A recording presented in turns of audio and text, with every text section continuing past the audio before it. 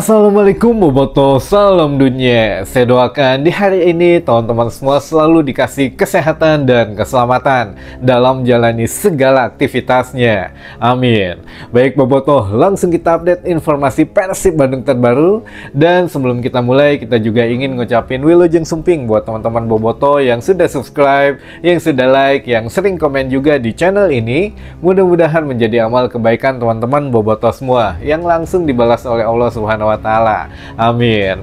Dan Bobotoh punten agak siang untuk postingan hari ini karena tadi juga sempat koordinasi dulu gitu ya, ngobrol mau yang mana dulu katanya di postingnya. Tadinya kan ya kita mau membahas pemain yang gagal gitu ya masuk ke Persib dan alasannya, namun ya akhirnya kita putuskan dirubah untuk pembahasannya, yang mana sekarang ada salah seorang pemain muda Persib Bandung lagi yang resmi dipinjamkan gitu ya. Setelah ya kemarin ada, hari ini ada lagi, dan ya akan ada lagi katanya teman-teman gitu ya yang dipinjamkan atau betul-betul resmi dilepas lagi. Baik teman-teman, yang pertama ini kan kemarin waktu awalnya ada Seva yang dilepas kontraknya karena memang setelah ada pembicaraan nggak mau katanya kalau cuma dipinjamin. Mungkin ya kita nggak tahu ya isi hati seorang manusia itu bagaimana, apalagi pemain muda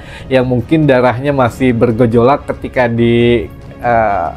disampaikan mau nggak dipinjemin, mau nggak ini. Jadi kan mungkin ada rasa waduh sudah tidak diinginkan nih, waduh ini siganya Persib rada gimana gitu. Akhirnya ya sudah mendingan dilepas aja daripada dipinjamkan. Nah mungkin ada pemain yang gitu ya Seva mungkin begitu gitu ya teman-teman. Nah tapi beda dengan Cep Ferdi, kalau teman-teman Boboto sering bilangnya, atau ya Ferdiansah Cecep ini dipinjamkan ke Semen Padang satu musim saja, dan oke, katanya setuju dari dua belah pihak. Dan juga terakhir hari ini untuk Azikri Abdillah memang sudah memang resmi gitu ya dipinjamkan ke Persijap Jepara. Jadi untuk Azikri ini dipinjamkan juga satu musim karena menurut manajemen usia mereka masih muda, masih bisa berkembang. Kalau di Persib Bandung agak sedikit terhambat katanya, karena kan untuk Persib Bandung ini butuh pemain yang sudah siap gitu ya secara mental, secara beberapa hal yang lain. Nah ini juga agak sedikit sulit bersaing takutnya kalau di Persib Bandung dengan keadaan pemain yang saat ini. Jadi lebih baik ya dipinjamkan dulu, setelah nego mungkin dengan beberapa klub yang bersedia menerima gitu ya pemain yang dipinjamkan dari Persib Bandung, dengan catatan mendapatkan menit bermain yang lebih gitu daripada di Persib. Nah ini juga menjadikan memang sudah betul-betul fokus untuk manajemen Persib Bandung sekarang di level Asia. Jadi bukan level Liga 1 lagi, Liga 1 tetap fokus, tapi yang lebih fokus ingin ngejar di level Asia,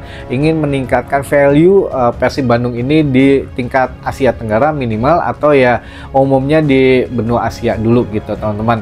Nah makanya selain ada perampingan, skuad Persib juga dituntut betul-betul fokus gitu ya, bahwa memperebutkan satu posisi ini penting gitu. Bahkan ya kalau dibilang masih ada yang kurang untuk pelapisnya teman-teman di RB gitu ya, atau right back. Nah ini back kanan ini memang kalau segi komposisi memang masih ada yang kurang. Apakah nantinya pemain baru lagi dari lokal itu menempati posisi itu atau bagaimana? Nah ini kita menarik, nanti ditunggu saja. Kalau memang sudah ada hawa-hawanya oke ya nanti kita kabarin ya teman-teman. Walaupun ya sekarang katanya masih ngejar pemain diaspora, ya nantilah kita kabarin kalau memang sudah mencapai beberapa persen terakhir gitu ya.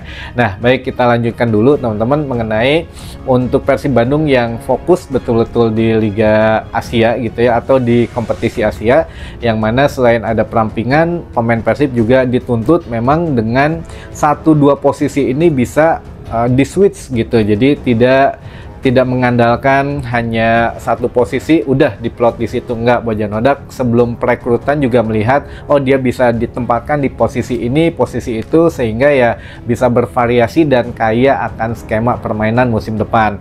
Nah ini teman-teman kalau melihat kita juga bisa sedikit terkejut gitu ya dengan pemain asing terutama atau pemain lokal dan asing yang sudah sejauh ini bergabung dengan Persib Bandung cukup menjanjikan dari segi apa ya, bukan berarti apa bisa bagaimana kedepannya gitu ya, tapi cukup menjanjikan untuk kompetisi musim depan. Dan kalau dilihat dari market value-nya ini luar biasa gitu ya. Yang terakhir ada Patricio Matricadi. Kenapa diumumkan terakhir dan cukup spesial? Karena dia adalah pemain yang paling mahal di skuad Persib Bandung saat ini gitu ya, terutama di jajaran pemain asing teman-teman. Nah makanya iya, nanti juga pemain lokal apakah yang terakhirnya diumumkan yang paling mahal gitu ya, atau ya bagaimana, karena Pak Glenn sendiri sudah ingin membawa Persib Bandung jauh lebih tinggi,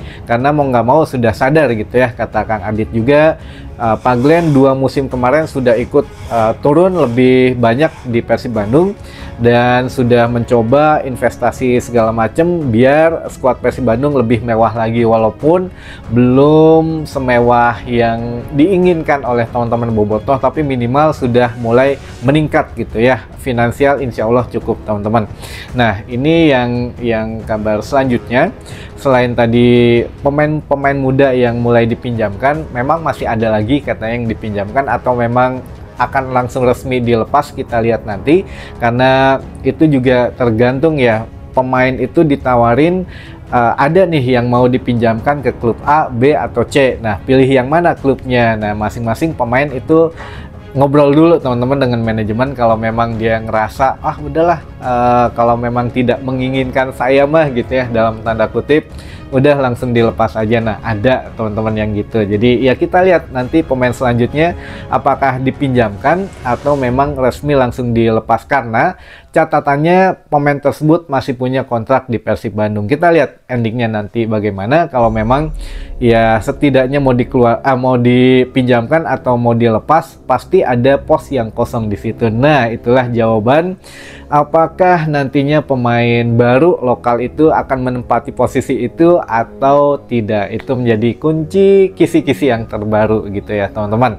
Nah ini yang selain masalah peminjaman pemain, untuk di Persib juga sekarang lagi rame nih, bukan dari manajemennya sebetulnya gitu ya, dari beberapa